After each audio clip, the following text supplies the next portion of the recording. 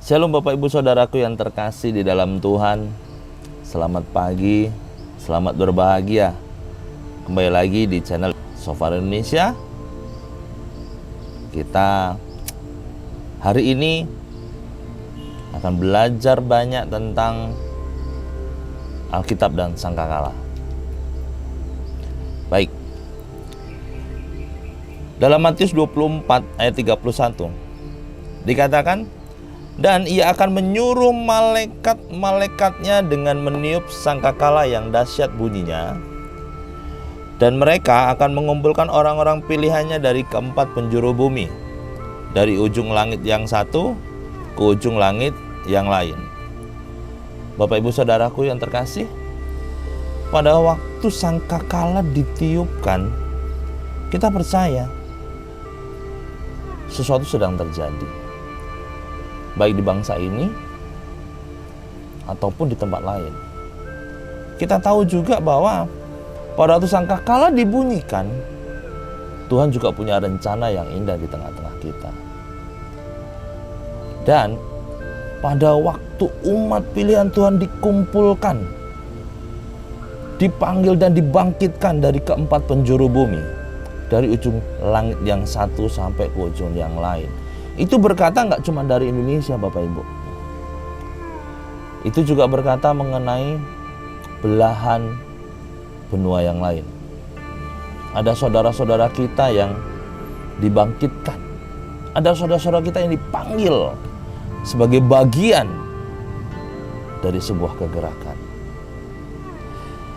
Jadi pada waktu kita memahami itu, kita melihat bahwa rencana Tuhan itu sedang bergerak dan sedang digenapi. Bilangan 10 ayat 2. Buatlah 2 nafiri dari perak. Dari perak tempaan harus kau buat itu, supaya dipergunakan untuk memanggil umat Israel dan untuk menyuruh laskar-laskarnya berangkat. Hosea 5 ayat 8. Tiuplah sangkakala di Gibea dan nafiri di Rama. Berteriaklah di Bet Awen, gemetarlah hai Benyamin. Kedua jenis sangkakala di dalam Alkitab tampak ada sebuah perbedaan. Yang pertama dikatakan adalah sangkakala, yang kedua adalah nafiri. Apa sih sangkakala? Banyak orang tidak paham. Banyak orang tidak mengetahui apa sih sangkakala. Taunya oh ya sangkakala itu loh yang bunyi di record. Oh itu loh yang kemarin berbunyi di mana-mana. Tapi mereka tidak tahu, tidak memahami sama sekali mengenai sangkakala itu seperti apa. Sangkakala itu sejatinya terbuat dari tanduk hewan, dan nafiri itu buatan tangan. Nafiri perak yang Musa suruh buat di dalam Bilangan 10 ayat 2. Itu sebuah trompet yang dibuat. Oh, kenapa dibuat? Kan toh udah ada sangkakala, kenapa ada trompet lagi? Nah, ini ada sebuah perjalanan sejarah. Kita akan bahas next. Sangkakala tanduk dalam Alkitab diambil dari kata Ibrani, yaitu shofar. Shofar di dalam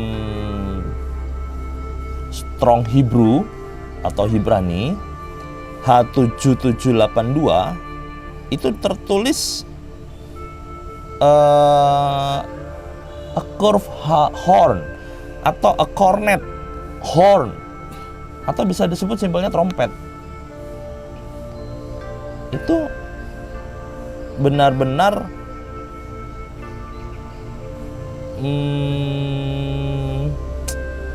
sebuah alat tiup yang mengeluarkan bunyi. Nah, akar kata dari shofar adalah safar. Safar itu di Ibrani H 8231, Hebrew H8231, Hebrew 8231. Tertulisnya shofar, ya, safar. Nah, artinya adalah menyenangkan, indah, bersinar, dan benderang.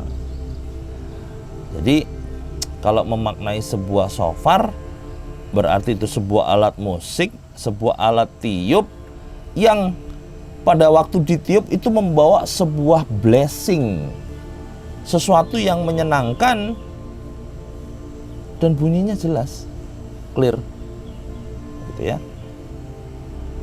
Setelah ditiup, kita melihat sebuah keindahan.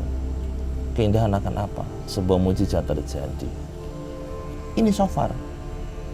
Shofar yang kita pegang, shofar yang kita pelajari, shofar yang kita maknai sebagai salah satu dari senjata peperangan rohani. Baik. Ada berapa jenis shofar sih yang ada? Yang pertama adalah shofar dari tanduk kudu, antelop. Nah, ini biasanya kaum-kaum Askenazim dan Sephardim. Askenazim itu apa sih? Sephardim itu apa sih? Askenazim ini orang Yahudi kuno yang ortodok. Nah, sedangkan Sephardim ini yang terpelajar begitu.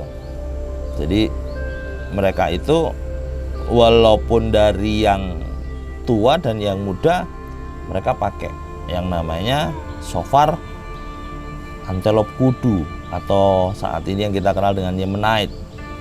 Yemenite shofar, begitu ya. Nah, sedangkan di Maroko shofar itu terbuat dari tanduk domba jantan yang pipih. Nah, kalau kita lihat tuh ada yang bentuk yang lain, dia agak sedikit pipih, melengkung, ya. Terus Yahudi yang ada di daerah Irak dan Iran, mereka menggunakan shofar yang apa ya? Orang sana bilangnya bafli. Bafli itu tanda domba jantan. Mereka nggak diapa-apain, masih asli, masih nggak digosok, nggak apa. Jadi ya memang mereka masih pakai yang murni.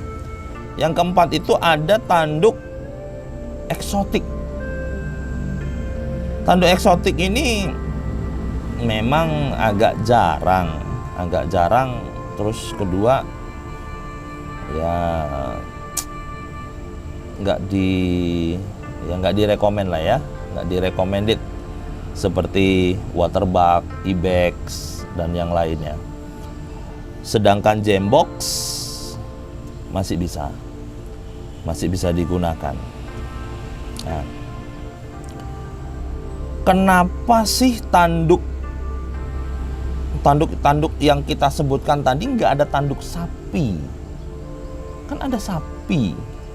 Kenapa nggak digunakan? Nah, kembali lagi begini. Shofar ini memang diambil dari sebuah budaya adat orang Yahudi. Ya, apalagi mesianik ya, yang kita saat ini pakai. Bukan cuma soal mesianiknya, bukan cuma soal keyahudiannya, tidak. Tapi shofar ada di Alkitab. Dan jelas Tuhan memerintahkan di Alkitab dengan kata tiuplah. Kata tiuplah tidak bisa kita bantah. Pada waktu kita tiup, ya berarti harus punya shofar, harus ada shofarnya. Apa kaitannya Pak dengan tanduk sapi? Nah, di sini ada proses panjang yang kita pahami. Tanduk sapi itu berbeda dengan tanduk yang lain. Tanduk sapi itu agak sedikit keras dan dia itu segaris dengan tulang. Jadi ketinggiannya itu, sapi kan jarang tuh dongak. Biasanya dia nunduk. Kalau berantem dia juga nunduk. Nah, hampir semua binatang berantemnya nunduk ya. Tapi tanduk sapi itu lebih condong digunakan atau lebih tajam karena dia menyatu dengan tulangnya. Jadi ini yang suara, sedangkan suara yang dikeluarkan jadinya tidak ada clear sound, tidak ada suara yang bersih. Jadi ini tidak mungkin dipakai. Dan itu juga dari tradisi Yehuda sendiri memang tidak dipakai lah ya. Jadi bukan nggak koser, tapi memang tidak disarankan.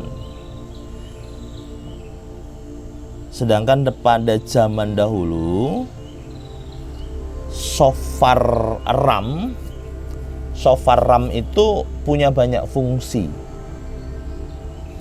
Shofar ram itu tidak cuma ditiup, tapi juga jadi tabung minyak urapan. Selain jadi alat musik, itu juga jadi tabung minyak urapan.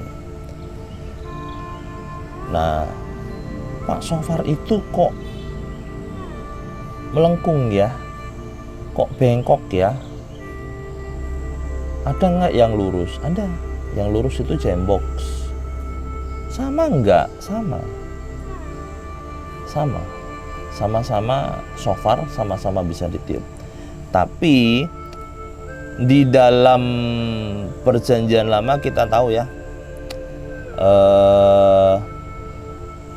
dari gambaran perjanjian Allah dengan Abraham, di situ jelas menggunakan kata domba jantan. Kata-katanya benar-benar clear. Kata-katanya mengatakan bahwa domba jantan itu pasti tanduknya agak sedikit melengkung. Nah, tanduk yang melengkung itu biasanya memiliki suara yang lebih menyayat, lebih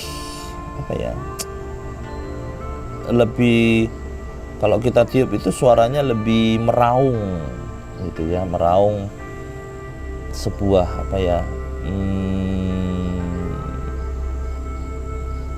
perkenalan hati, atau